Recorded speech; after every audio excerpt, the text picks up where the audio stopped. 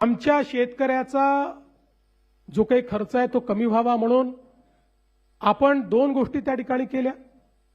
सगळ्यात महत्त्वाचं काही केलं असेल तर आमच्या शेतकऱ्यांना 7.5 हॉर्स पॉवर पर्यंत जो काही विजेचा खर्च होता ते वीज बिल माफ करण्याचा निर्णय आपल्या सरकारने घेतला। आज याचा कधी कोणी विचार करत नाही। वीज बिल माफ झालं म्हणजे वीज कंपनी जी आहे ती कंपनी स्वतःच्या खिशातनं भरत नाही। दरवर्षी 25,000 कोटी रुपये मी बजेटमधनं काढतो आणि त्या आमच्या वीज वितरण कंपनीला देतो, कारण ते जर दिले नाही तर MERC सांगते की जे इतर ग्राहक आहेत त्या सगळ्या ग्राहकांवर हे 25,000 कोटी लोड करा, त्यांचं विजेचं बिल वाढवा आणि त्यांच्या खिशातनं ते वसूल करा। आणि म्हणून दरवर्षी 25,000 कोटी रुपये हे आपण वीज बिल माफीच्या पोटी देतो।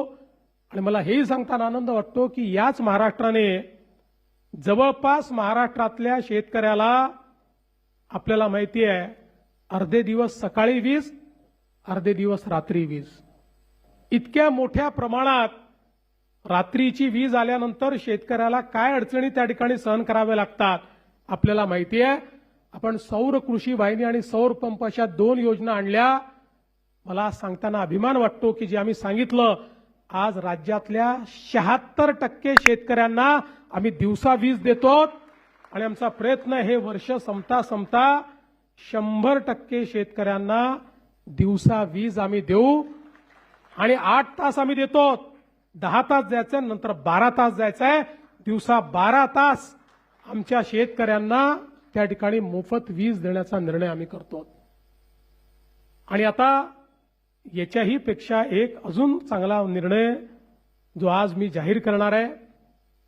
आपल्याला कल्पना आहे की 7.5 हॉर्स पॉवर पर्यंत आता तुम्हाला बिल येत नाही, पण तुमच्या प्रत्येकाच्या नावाने जुनं बिल आहे, प्रत्येकाच्या नावाने आहे, ते खात्यात आहे, लिहून ठेवलं आहे, कधीतरी वसुलीला येऊ शकतं।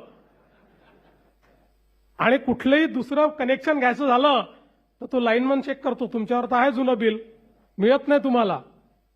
आणि म्हणून आता मी हा निर्णय घेणार आहे की 7.5 हॉर्स पॉवर पर्यंतचं जे जुनं बिल आहे 48,000 कोटी रुपयाचं जुनं बिल वसूल करायचं आहे। ते 48,000 कोटी रुपयाचं जुनं बिल आम्ही माफ करणार आहोत।